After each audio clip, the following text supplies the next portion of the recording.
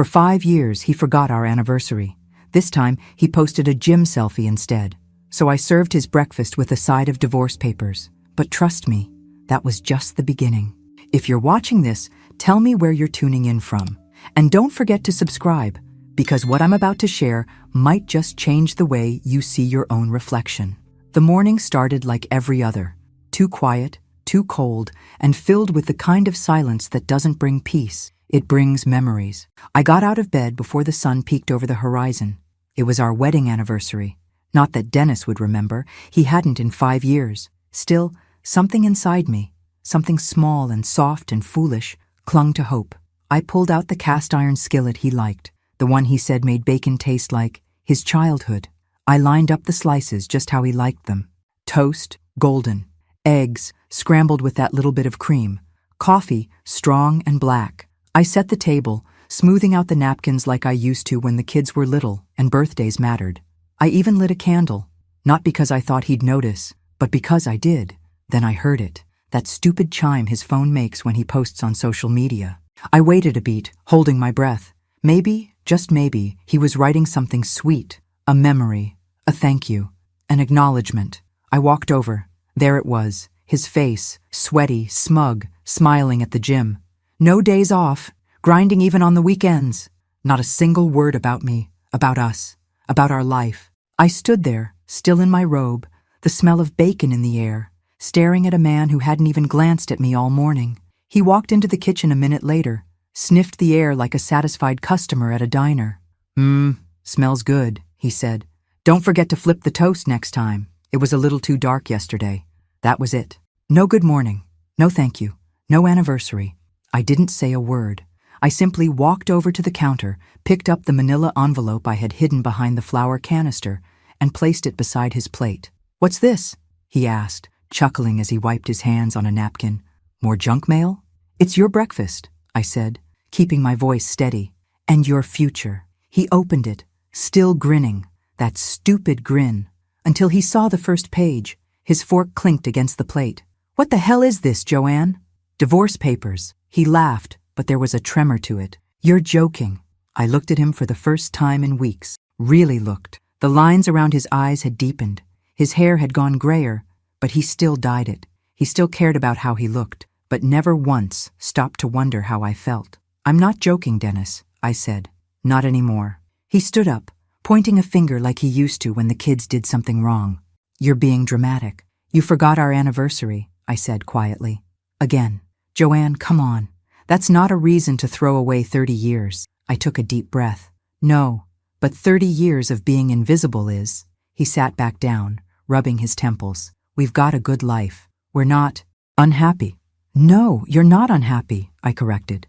"You have your gym, your routine, your little fan club online. I'm just the woman who does your laundry and refills your prescriptions." He tried to speak. I didn't let him. "I'm done being your background noise." I walked upstairs, my heart thudding so loud I thought I might faint. I sat on the edge of the bed we hadn't shared in months and stared at the old photograph on the dresser. Our wedding day. I barely recognized that girl. She had dreams. Now she had rage. That night, he didn't talk to me. Not really. He paced the living room, made a few calls, slammed a few doors. But I stayed in our bedroom, alone. It was strange how quiet the world gets when you stop begging to be heard. The next morning I woke up before him again. I didn't cook. I didn't clean. I didn't make the bed. Instead, I sat at the kitchen table and stared out the window. I watched the neighbor's dog chase squirrels. I watched the mailman pass our house like he always did. I watched the world spin on, and I thought, what now? I didn't have an answer yet, but I knew this much. I would never be forgotten again. Not by him, not by our children, not by me. And that was when I remembered the box in the attic, the one I hadn't touched in decades, the one Dennis told me to leave alone. My hands started shaking. I stood up, and I climbed the stairs. The attic smelled like old cedar and forgotten years. Dust floated through the morning light like quiet ghosts, dancing on memories too stubborn to fade. I hadn't been up here in a long, long time. Dennis always said it was his space, tools, fishing gear, crates labeled in black marker with things like taxes and Xmas lights, do not throw. But there, Tucked behind a sagging bookshelf was the box I remembered from way back, gray, dented, with a broken latch and Dennis's handwriting across the lid. Private, do not open. I don't know what made me do it. Maybe it was the silence in the house. Maybe it was that gym selfie still burning in my brain. Or maybe it was 30 years of swallowing secrets like pills I didn't need. But I pulled the box out, coughing through the dust, and sat cross-legged on the attic floor like a child about to open a birthday present. The latch cracked open easily. The first thing I saw were letters, dozens of them, yellowed with time, bundled in string. I pulled one out. To my dearest Evelyn. Evelyn? The handwriting was Dennis's. Neat, precise, confident. The words were tender, loving, romantic in a way I hadn't seen from him in, well, ever. I read 3 letters before my hands started to tremble. He had written to her for years, before we got married, during our engagement, even after our first anniversary. He loved her. He never stopped. One of the envelopes had a return address, Wichita, Kansas. Another had something else inside. A folded photo. 2 young people on a beach. Dennis and a woman I'd never seen. She had long, dark hair and a smile that screamed freedom. There was something scrawled on the back of the photo in pen. July. Before everything changed. I knew that date. That was the summer Dennis and I got engaged. My breath hitched. I dug deeper into the box, found a small envelope marked Confidential Adoption Records. My heart nearly stopped. It was a birth certificate, a baby girl, born in October. Father, Dennis Mitchell. Mother, Evelyn Harper. She had his last name, and she'd been placed for adoption a month later. I sat there, frozen. Tears welled up, but not the kind that fall sweet and soft. These were hot, angry, full of every lie I'd been fed for decades. He'd had a child before we got married, and he'd never told me. I stood up too fast and nearly lost my balance. The floorboards creaked as I made my way back down, clutching the papers like they might catch fire. When Dennis came home that evening, he tossed his gym bag by the door and grunted something about protein powder. I was waiting at the table with the letters and the photo. "Who is Evelyn?" I asked, keeping my voice low. He looked up, confused, then annoyed. "What?" "Evelyn Harper, Kansas." I pushed the photo across the table. He stared at it, and then, for the first time in years, I saw it. Panic in his eyes. "Where did you find that?" "In the box marked, Do Not Open," I snapped. "Guess what?" I opened it. He sat down slowly, rubbing his forehead. "That was a long time ago, Joanne. Before us. We were engaged," I hissed. "You were writing her after we were married." He didn't deny it. "I was young," he said. Like that explained everything. "We made a mistake. She didn't want the baby. I didn't know how to tell you." "You had 30 years," I whispered. 30 years to say something, anything." He folded his arms, suddenly defensive. "It wasn't relevant. It's not like she's in our lives. She was your daughter," I spat. Dennis stood up, jaw clenched. "Don't act like this is some kind of betrayal. It's ancient history." "Then why keep it hidden?" I asked, my voice cracking. "Why bury her in a box in the attic like she never existed?" He didn't answer. That night, I didn't sleep. I lay in bed staring at the ceiling, my heart pounding like a war drum. Not only had he forgotten me, he had buried part of himself, part of us, in a lie. I thought about that girl, where she was now, who she became, if she ever looked in the mirror and wondered who she looked like, and if she knew her father had traded her memory for a tidy, silent life. The next morning, I drove to the county clerk's office, requested copies, signed forms, paid fees. I didn't know what I was looking for. Closure? Vengeance? Justice? I just knew I couldn't let it sit in that box anymore. That evening, I sat alone in the living room. Dennis was at the gym again, probably flexing in front of the mirror, trying to recapture a youth that had long slipped away. My eyes drifted to the fireplace, to the mantel where family photos sat in neat rows. Weddings, graduations, smiles, all built on a lie. I picked up the photo from our 25th anniversary. He was holding a champagne glass. I was holding his hand. But when I looked closer, I could see it. My smile didn't reach my eyes. It hadn't in years. And now I knew why. I gently set the photo down. It was time to find the girl he forgot. And maybe, just maybe, find the woman I used to be.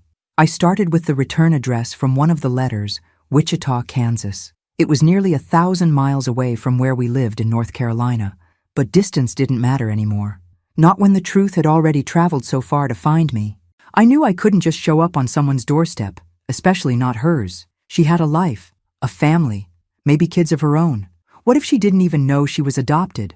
I needed more. I spent hours online, digging through public records, adoption registries, social media, anywhere her name might appear. The birth certificate didn't list a first name, just female Harper. But the mother's full name was there, Evelyn Harper. I found an obituary from Evelyn had passed away from cancer. No surviving spouse, no mention of children. But buried at the bottom of the digital memorial was a comment. Just a simple, "Rest easy, Mom. I miss you every day." Signed, Emily Harper. Emily. I don't know how I knew, but I just did. That was her. The next step wasn't easy. I tried to tell myself I was just looking, just curious, but deep down, I was holding on to something more, something dangerous. I was holding on to hope. Emily Harper was a teacher, 3rd grade, lived in Asheville, North Carolina, 2 hours away from me. She was beautiful, long dark hair like her mother in the photo, soft, kind eyes. I found a school newsletter with her picture in it. She had just been awarded Teacher of the Year. I sat there staring at her photo on my laptop, the glow lighting up my tear-streaked face. She looked so full of life, like someone who made the world better just by standing in it. I couldn't breathe. That night, Dennis came home to a quiet house again. I didn't speak. I didn't cook. I didn't ask how his day was. He didn't notice. He never asked why the lights were off or why I had been crying. And that told me everything. The next morning, I made a decision. I was going to meet her, not as her father's wife, not even as her stepmother, just as a woman who needed to see the truth with her own eyes. I packed a small bag and wrote a note on the kitchen counter. Just 2 words, "Don't wait." I didn't tell him where I was going. I didn't owe him that. Driving into Asheville was like entering another world. The town had charm, color, laughter spilling out of cafes. I found the school easily, parked across the street, and waited. It was a Friday. Around the front doors opened and kids began spilling out, backpacks bouncing, parents waiting with tired eyes and open arms. And then I saw her, Emily. She was standing at the entrance, kneeling down to tie a little boy's shoe. She was laughing. He hugged her neck before running off, and she waved goodbye with both hands. She turned back to head inside and stopped. Our eyes met. It was just a moment, but it felt like a lifetime. I looked away first. She kept walking. I waited until the parking lot cleared. Then I walked across the street, heart pounding. My hands were shaking as I approached the front desk. "Can I help you?" the receptionist asked. "Yes, My voice broke. "I'm trying to leave something for one of your teachers, Emily Harper." She eyed me suspiciously, then softened. "Sure. What is it?" I pulled an envelope from my purse. Inside was a letter I had written the night before. It didn't say who I was, just that I knew Evelyn, that I had something important to tell Emily, and that I would be in town for one more day, staying at a small motel near the highway. Room. The receptionist nodded, took the envelope, and I left. I didn't sleep that night. I sat by the motel window with a lamp on low, staring at the parking lot, waiting for headlights that never came. By morning, I had given up hope. I was packing to leave when I heard a knock on the door. Soft, hesitant. I opened it, and there she was, Emily, wearing jeans and a cardigan, holding the envelope in one hand, her phone in the other. Her eyes were guarded, but curious. "Are you Joanne Mitchell?" she asked. I nodded. She stepped inside, cautious, sat in the chair by the window. "You said you knew my mother." I sat across from her. My throat tightened. "I did, a long time ago, but I didn't know about you." Her expression flickered. "Most people didn't. She didn't talk about it." I took a deep breath. "Emily, I don't want to hurt you. I'm not here to take anything from you. I found something you deserve to know." I slid a folder across the table. Inside, the letters, the photo, a copy of the birth certificate. She opened it, read in silence. Her face went pale. "This is..." She paused, blinking fast. "He's my..." "Yes," I whispered. "Dennis. He's your father." She didn't speak for a long time. Finally, she folded the folder shut and looked at me. "Why now?" "Because I didn't know. And when I found out, I couldn't pretend anymore. I couldn't live with the lie he kept for so long." And you deserve the truth. She looked away. Her lips trembled. I always wondered, she said softly. She used to cry sometimes, looking at old photos. I think she wanted to tell me, but she was scared. Tears fell silently down her cheeks. I wanted to reach for her hand, but I didn't. Instead, I said, "You deserved more than a secret in a box." She stood up, still clutching the folder. "I don't know what to do with this," she said, "but thank you for telling me." And then she was gone. I sat in that room for hours after, not crying, just breathing, slowly, heavily, because part of me broke that day. But another part woke up. I wasn't done. Dennis had buried a child and a truth, but now I was going to bury something too, his comfort, his control, and his illusion of innocence. It was my turn now. The house was too clean when I got back, like someone had tried to scrub away the mess of a marriage with Lysol and silence. Dennis wasn't home. His car was gone, the gym bag missing from its usual place by the door. I didn't care. I walked straight into the kitchen and poured myself a glass of wine at noon. For the first time in decades, I didn't feel guilty about it. I stood in front of the fridge, staring at the magnet that held our last Christmas card. Smiling faces, matching sweaters, lies. My phone buzzed, a message from Emily. "I thought about what you said. I'd like to meet again, somewhere neutral." I felt the breath leave my chest. She wanted to see me. Again. We agreed on a little cafe halfway between our towns. I arrived first, picked a table near the window. Ordered tea, though my hands were shaking too hard to hold the cup. Then she walked in. This time, she wasn't wearing school clothes. Jeans, a soft gray sweater, minimal makeup. She looked more tired, but still so alive. She sat down slowly, setting her bag on the chair beside her. "I read through everything," she said. I nodded. I figured. She pulled out a folded letter. "There was one you didn't give me." I blinked. "What?" She handed me the letter. Another one from Dennis to Evelyn, hidden between the others. She must have found it in the envelope I left. I unfolded it and began to read, and my stomach twisted. I never wanted the baby. Evelyn made the decision, but I didn't fight it. I couldn't let Joanne find out, not with the wedding so close. It would have ruined everything. I can't afford that. I need to move on, forget. I stared at the words. I felt like I was falling. Emily was quiet. "I thought maybe you hadn't read that one, but maybe you did, and gave it to me anyway." "I did," I said softly. "You deserved to know." She looked at me then, and I saw something shift behind her eyes, something fierce. "You know what hurts?" she whispered. "I grew up thinking I wasn't wanted because of my mother's mistakes, but he made that choice too. He erased me before I was even born." I didn't know what to say. No apology felt big enough. But then she added, "And he lived his happy little life while I wondered what I was missing." I reached across the table. This time, she let me take her hand. "I missed you too," I whispered. "Even if I didn't know I was missing you." She wiped her eyes. "You're the first person who's ever said that to me." We sat there for a long time, just breathing, just being. When we parted, she hugged me and said, "He doesn't deserve to know me." I nodded. "I won't tell him you reached out. That's your choice." But something in me was already moving, because it was time they knew. All of them. My kids, Dennis, everyone who ever looked at me like I was just a body in the background. I went home and pulled out every photo album, every scrapbook, every piece of evidence of the life I had carefully built. I spread them out across the living room floor. Then I pulled out a notebook and started writing. Every memory, every insult, every moment they didn't know they were breaking me. I called it the diary they never read. I recorded videos, raw, emotional, honest. I didn't name names. I didn't scream. I simply told the truth, day by day. Quiet vengeance, slow release. I uploaded them to a private channel, hidden behind a generic name, and then I waited, because one day they'd see it. They'd see me. And when they did, I wanted them to feel it in their bones, that I wasn't their shadow anymore. I was the storm coming for their silence.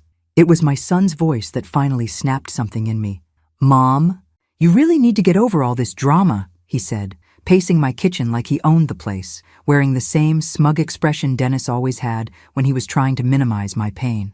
I had called him, Matthew, my youngest, just to talk. I thought maybe he'd listen, maybe he'd understand. I had raised him, kissed his scraped knees, stayed up during finals making grilled cheese and coffee. But now, he stood there, 33 years old, brushing off my heartbreak like it was nothing more than a change in the weather. "Your father and I are separating," I told him. He blinked. "So? You think I'm surprised? You two haven't been close in years. Don't you want to know why?" He sighed, already tired of me. "Look, I love you, but you make everything into a big deal. Just divorce him and move on." That sentence clanged through my skull like a dropped pot. Move on. As if I hadn't been stuck for 3 decades. As if healing were as simple as a signature and a suitcase. He didn't ask what Dennis had done. He didn't ask if I was okay. He just grabbed a protein bar from the pantry and said, "Anyway, I've got a call in 20 minutes. Let me know when you need me to help move stuff." And then he left. That night. I couldn't sleep. My body was frozen in bed, but my mind was moving like a train with no brakes. His words echoed louder than they should have. "You make everything into a big deal." I stood up. I didn't turn on the lights. I walked into his old room, still untouched, like he was 15 and home from school. Posters still on the wall, his old baseball trophies lined up neatly on the shelf. And then I saw it, his laptop. He always left it here, claiming it was a backup. I know I shouldn't have, but I did. I opened it, logged in. He never changed his password. I typed it, Panthers 2012. It opened. There, in his chat history, a thread with his brother, my oldest, Daniel. I stared at the screen, and then I started reading. Daniel: "Have you talked to Mom lately? She's been weird." Matthew: "Ugh, yeah, she's going full martyr mode again." Daniel: "What's new? She thrives on guilt." Matthew: "It's like she wants to be miserable." Daniel: "I just avoid. It's easier." Matthew: "Honestly, once Dad dumps her, maybe she'll stop pretending like she's some kind of saint." I stopped breathing. I scrolled. It got worse. Matthew: "She needs therapy or a hobby." Daniel: "Yeah, or a reality check." They laughed at me, mocked me, my own sons. The ones I carried, raised, sacrificed for. I don't remember standing up. I don't remember walking back to my bedroom, but I remember sitting on the edge of the bed, holding my stomach like I'd been punched from the inside. I had been humiliated, first by Dennis, now by my children. The grief wasn't even sharp anymore. It was dull, heavy, and it settled into my bones. That's when I knew. This wasn't just about a marriage. It was about a lifetime of being the emotional garbage bin for everyone around me. I was the fixer, the cleaner, the planner, the comforter, never the priority, never the person they worried about. I had given everything, and they'd built their lives on my exhaustion. So I made a new plan, not to scream, not to fight, but to vanish, emotionally, piece by piece. That night, I turned off my phone.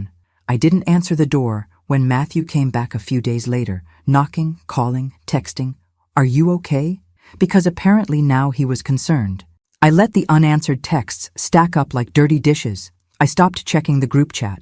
I stopped responding to family updates. And something strange happened. No one really chased after me. They just moved on, like I was a temporary absence in a schedule. I watched it happen, quietly. And I began cleaning out the house, not like before. Not to tidy, but to erase myself from it, one drawer at a time, donating my old clothes, shredding paperwork, emptying shelves. It was slow, and it was holy. I started to feel lighter, and with every item I removed, every picture I took down, every cabinet I cleared, I thought, you don't get to keep pieces of me anymore. Not Dennis, not my sons, not anyone who treated my presence like background noise. I went to the bank, started shifting accounts, quietly, legally. I met with a lawyer, updated my will. I didn't cut them off entirely. No, that would be too kind. I left everything in place, but I changed the locks to my emotions. They would never know me again. Not the real me. They had proven they didn't want to, so I stopped offering. And for the first time in my life, the silence around me didn't feel empty. It felt like freedom. The wind was soft that morning, curling through the open window like a whisper, brushing against my cheek as if to say, "You did it." I was standing in the doorway of my new home, small, quiet, surrounded by trees that sang in the breeze instead of shouting demands at me. The walls were painted light blue.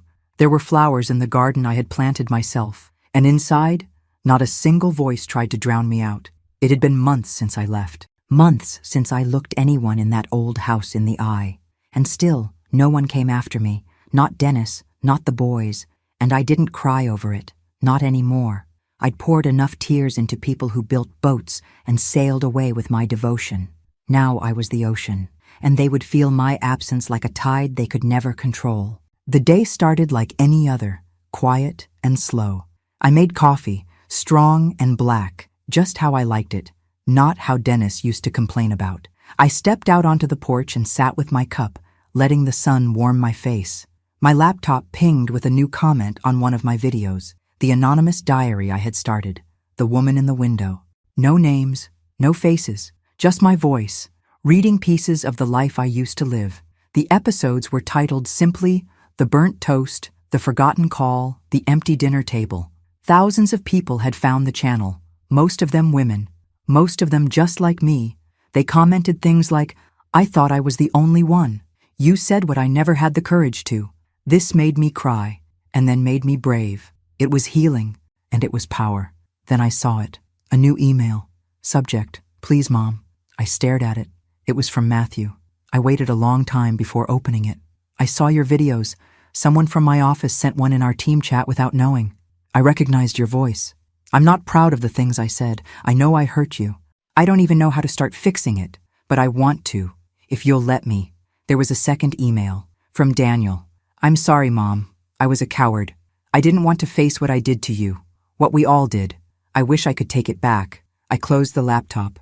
I didn't respond, not because I hated them, but because I finally understood something sacred. I didn't need them to be whole. I wasn't waiting for their redemption. I had already found mine. Later that week, I received a certified letter from Dennis. Inside, a handwritten note. Joanne, I saw your videos too. I didn't realize how blind I'd been until the whole world told me. I don't expect you to forgive me. I just want you to know. I see you now.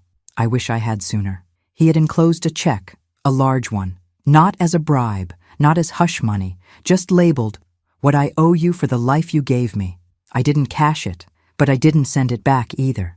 I tucked it into a drawer with the letters I wrote, but never mailed. That evening, I lit a candle in the kitchen, just one, like I did all those years ago, but this time, it wasn't for an anniversary. It was for myself, a ceremony, a beginning. I made dinner, nothing fancy, a little pasta, garlic bread. I poured a glass of wine and sat alone at my table, and I smiled, because I wasn't lonely. I was free. I raised my glass toward the window, toward the moon rising above the trees, and whispered, to the woman they forgot, to the woman I found. And in that silence, where once I was invisible, I became unforgettable. The night before our anniversary, I ironed his favorite shirt, not because he asked, but because part of me still wanted to believe he might wear it and take me out somewhere, anywhere. 33 years of marriage had to count for something, but the morning came like all the others, empty. He came downstairs, already dressed for the gym, tank top, shorts, headphones around his neck. I was setting the table, careful with the napkins, warming the biscuits in the oven, the way he liked them. He didn't look at me, not once, just grabbed his protein shake, gulped it down, and tapped away at his phone. I heard the little ding of a social media post. My heart dropped. I turned to see the screen. A photo of him in the gym mirror, sweat gleaming, caption, still grinding, no days off. No mention of me, no mention of our wedding day, no mention of 3 decades of sacrifice. I stood there frozen, the smell of biscuits rising behind me, and felt it. The shift, like something inside me had snapped, clean and quiet, like a bone that's been cracked for years and finally gives way. He looked up then, chewing a protein bar. What's with the food? We got company or something? I walked over and placed his plate on the table. Eggs, toast, jam, and a plain white envelope beside his juice. He sat down, oblivious, picked up the envelope, still chewing.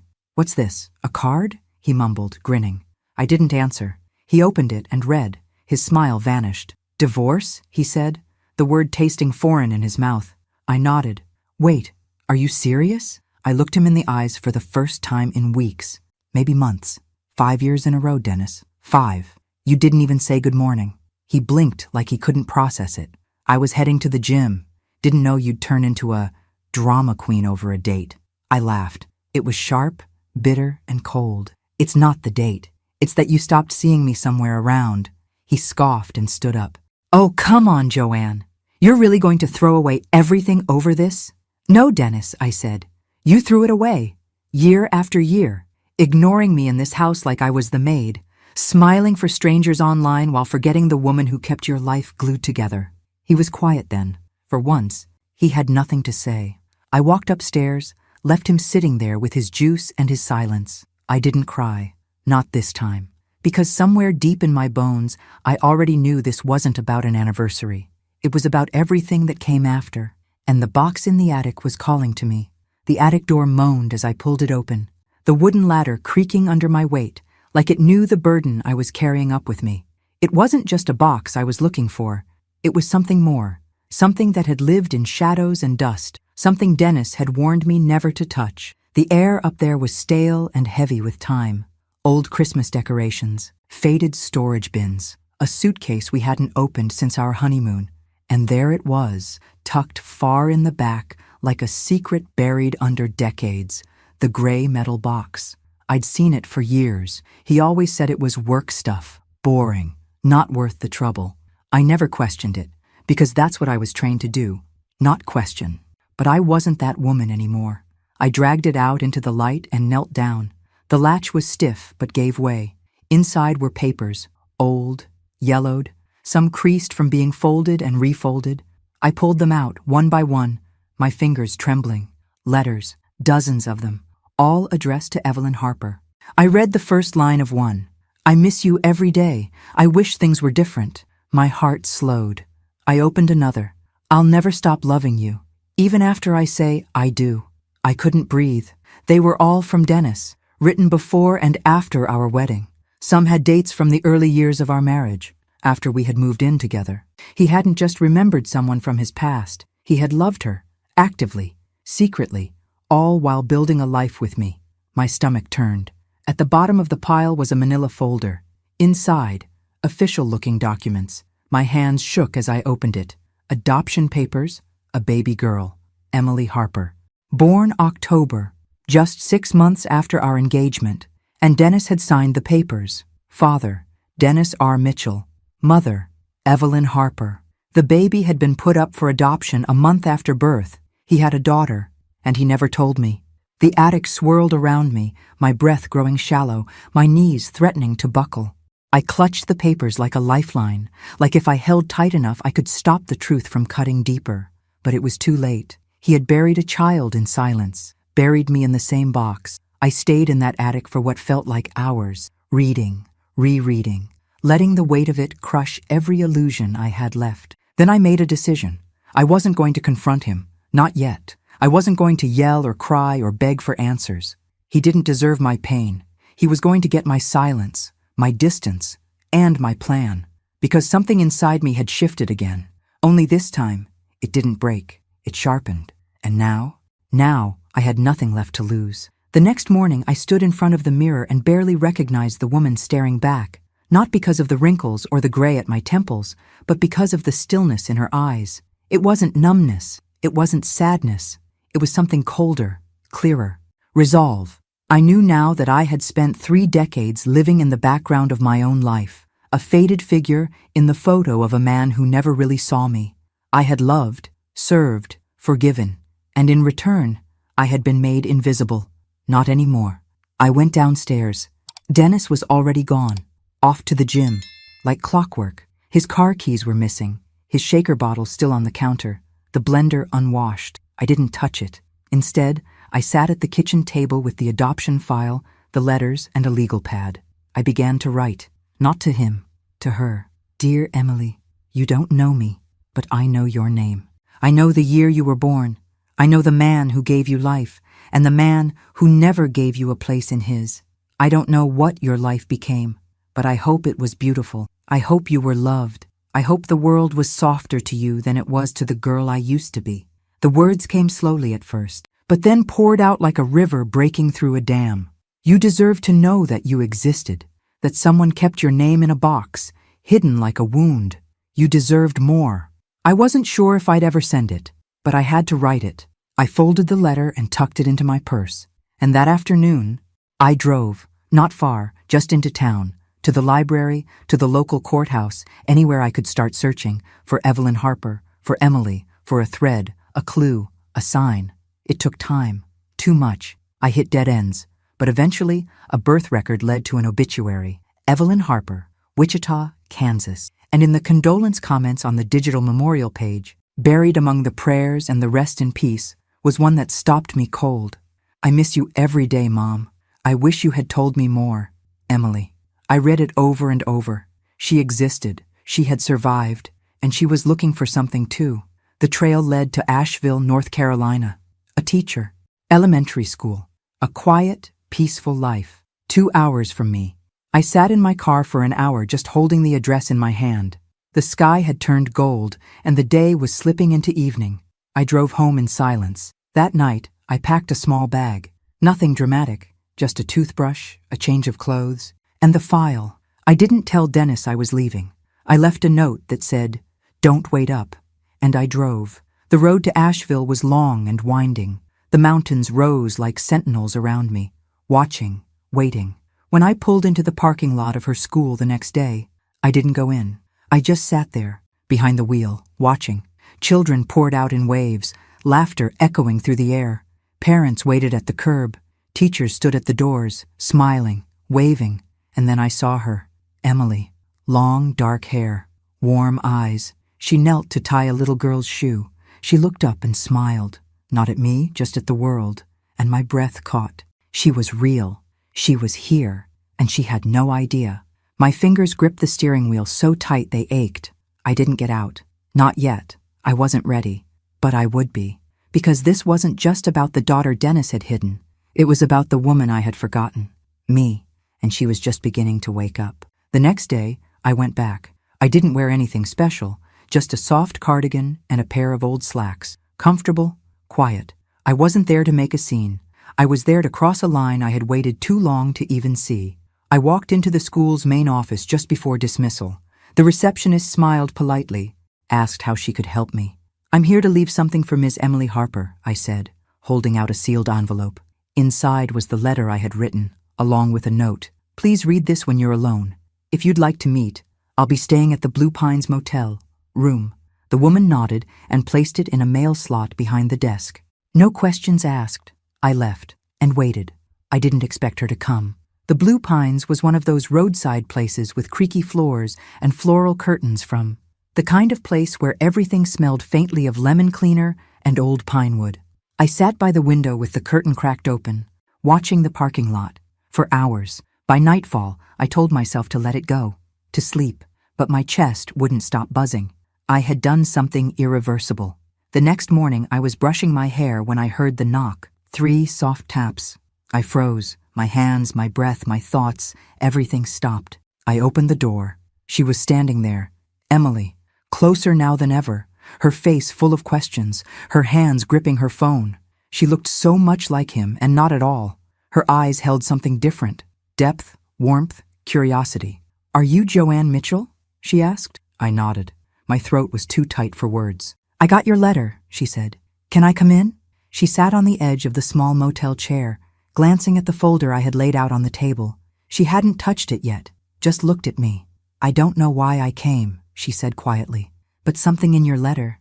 It felt honest." "It was," I whispered. She took a deep breath. "So, you were married to him?" "Yes," I said. She reached for the folder, opened it, scanned the letters. "This is real." I nodded again. "I always wondered," she murmured. "My mom never talked about him. Only once, when I was 12. She cried a little and said, 'Some truths aren't safe.' And then she never said another word." "She loved you," I said. "I can see that even from the way Dennis wrote about her." Emily scoffed. "So he loved her too, and still gave me away." The room fell into a stillness. Then she asked the question I had been dreading. "Did he ever try to find me?" I looked her in the eyes. "No." She swallowed hard. "That hurts," she whispered. I nodded. "It should." She stared down at her hands for a long time. "So why are you here?" "To tell you that you're not a secret anymore. That you matter. Even if he made you feel like a mistake." "You're not. You're the truth he buried. But I won't let him bury you again." A tear slid down her cheek. She wiped it quickly. "I don't know what I'm supposed to do with this," she admitted. "You don't have to do anything," I said. "This isn't for him. It's for you. And maybe for me, too." She looked at me then, really looked, and nodded. We talked for 2 hours after that. Not just about Dennis, but about her life, her job, her students, her garden. She was brilliant, compassionate, brave, everything I had once hoped a daughter of mine would be. When she left, she hugged me and whispered, "Thank you for finding me." I sat on the motel bed long after the door closed, her perfume still lingering in the room, and for the first time in decades, I felt seen. But more than that, I felt real. I didn't tell Dennis, not about Emily, not about the motel, not about the truth I had dug up from the attic like bones in the dirt. He didn't deserve to know that she existed in my life now, that I had found something sacred, something his lies had tried to erase. It was mine, ours, a secret I could hold, not to keep it hidden, but to protect it from the rot he left behind. When I returned home, nothing had changed. The laundry was still in its usual pile on the floor by his side of the bed. His gym clothes draped over the back of the living room chair, like a flag planted on conquered territory. The same protein shakes filled the fridge, each one lined up like obedient little soldiers. But something in me had changed. I didn't put the clothes in the wash. I didn't cook. I didn't clean. And Dennis noticed. By day 3, he stood in the doorway, hands on hips. "What's going on with you lately?" I looked up from my notebook, calm, composed. "Nothing." "Well, I mean, the house is a mess. You haven't made dinner since last week." "You didn't notice when I did," I replied, "so I figured it wouldn't make a difference when I stopped." He rolled his eyes. "Oh, come on, Joanne. You can't seriously still be on this kick. I said I was sorry about the anniversary." "You didn't say you were sorry. You said I was being dramatic." "Well," he began, then wisely stopped himself. I stood up, slowly. "Dennis," I said, voice even, "what would you do if I disappeared?" He blinked. "What? If I just packed a bag and left? Not with a note, not with a fight, just vanished." He frowned. "That's not funny." "It's not supposed to be." He rubbed his neck, suddenly uncomfortable. "Look, if you're unhappy, we can go to counseling or something." Now he wanted counseling? Now? After 33 years of silence, invisibility, neglect, I almost laughed, but instead I said nothing, because silence had become my weapon. I started small. I stopped responding to group texts from the boys, stopped answering calls that only came when someone needed something. They didn't call to check on me. They never had. They called for recipes, for birthday reminders, for "Mom, can you send me that tax form again?" I stopped answering. I stopped being available, and no one noticed. That was the part that broke me, but it was also the part that freed me. I pulled out a small leather-bound notebook from the drawer. It was old, something I used to jot recipes in. I began turning those blank pages into a record, not of dates, but of moments. The times I was dismissed, mocked, forgotten. I titled the front, "The Diary They Never Read." Each entry was a story, like the time I stayed up until a.m. sewing Daniel's costume for the school play. And the next day, he told his teacher he made it with his dad. Or the Thanksgiving I spent alone in the kitchen while everyone else watched football and laughed in the living room. Not one of them offered to help. Or the day I found out my mother had died and Dennis still asked me to pick up his dry cleaning. I filled every page. I wrote with the rage of a woman who had waited too long to scream. And then I started recording. I didn't show my face, just my voice, low and even, reading the entries. I uploaded them anonymously to a channel I called The Window Seat. I didn't expect anyone to listen, but they did. Thousands of views, hundreds of comments. Women, older, younger, somewhere in between, telling me I had written their lives. They said things like, "This is the sound of my soul." I thought I was crazy for feeling this way. "You made me feel less alone." It gave me strength I didn't know I had. One night, I found Dennis asleep in the recliner, snoring, TV buzzing static, and I stared at him, not with hatred, not with sadness, with clarity. He would never know the depths of what he broke, and I didn't need him to, because I was no longer speaking to him. I was speaking to the world, and they were listening. It was a Sunday morning when the silence in the house finally started to feel different. Not oppressive, not hollow, not just peaceful. Dennis had left early, gym again, or maybe brunch with one of his gym buddies who treated him like a motivational poster with a pulse. I didn't ask anymore. I no longer tracked his movements the way I used to, hoping for crumbs of affection. The more he disappeared, the more space I had to breathe. And today, I had plans.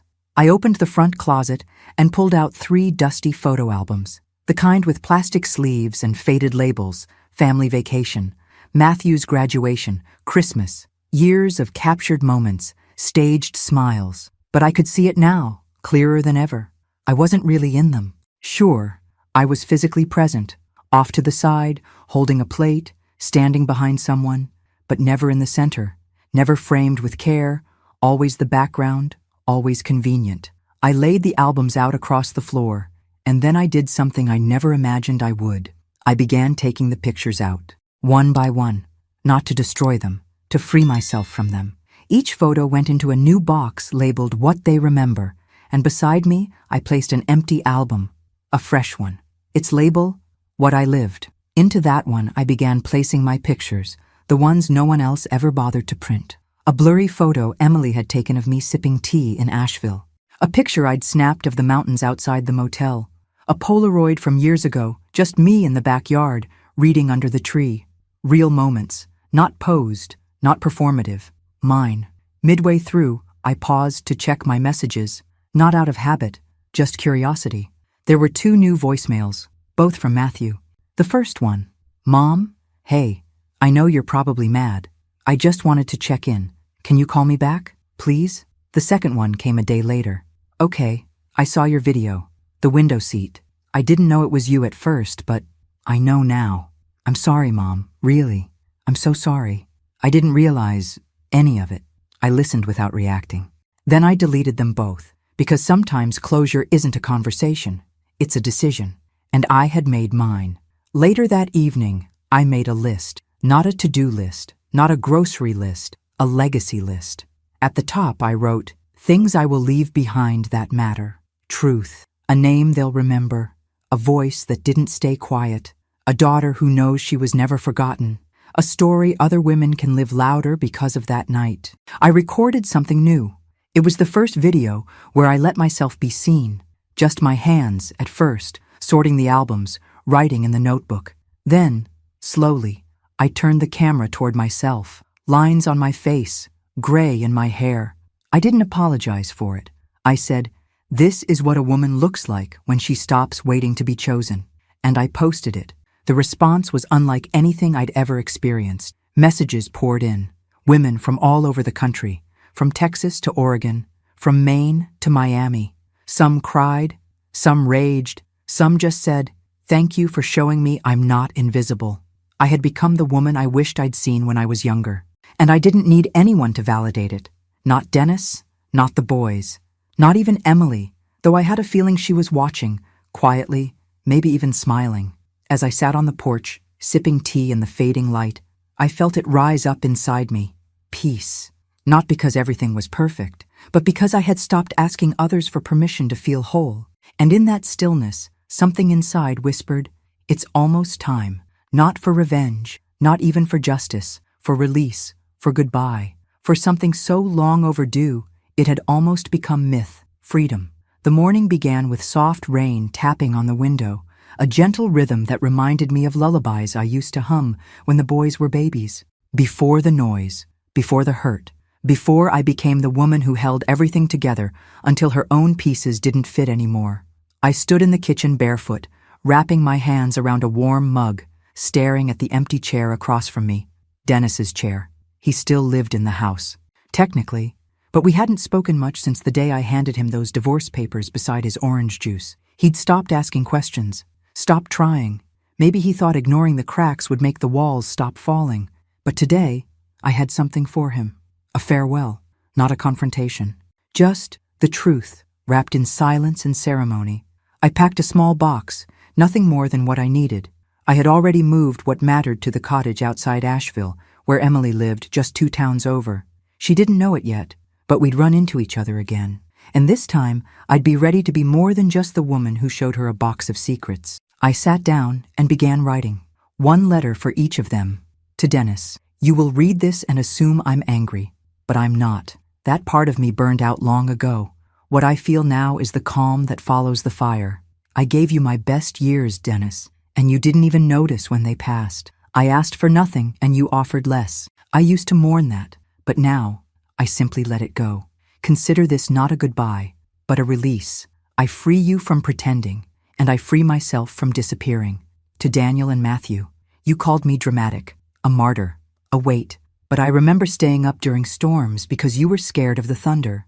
I remember hand-sewing Halloween costumes. I remember covering for your father when he forgot birthdays so you wouldn't feel forgotten too. And I remember your words, every one of them. I don't want your guilt. I want your growth. If one day you understand what I gave, I hope it teaches you how to cherish the women who stand quietly beside you now. I placed the letters on the hallway table. Then I cooked one last meal. Not for them, for me. Eggs, bacon, toast with too much butter. The kind of breakfast I used to make for everyone else. This time I sat down and ate it slowly, like a farewell feast to the version of myself I had carried for so long. By noon, I had my coat on. As I reached the front door, I paused. Then, on impulse, I walked to the living room and turned the TV on. Dennis's favorite news channel blared.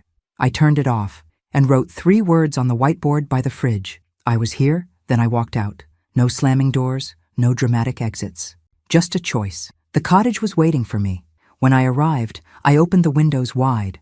Let the fresh mountain air sweep through the rooms like a baptism. I placed my albums, What I Lived, on the shelf, right in the center. The very next day, I received a message on my anonymous channel. It was from Emily. I saw the video, the one with your face. I knew it was you. I just wanted you to know, I'm ready to talk, really talk.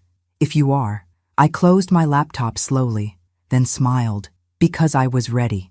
And for the first time in years, I didn't feel like a woman holding the world together with shaking hands. I felt like a woman stepping into the one she was always meant to be. Free, whole, and unforgettable.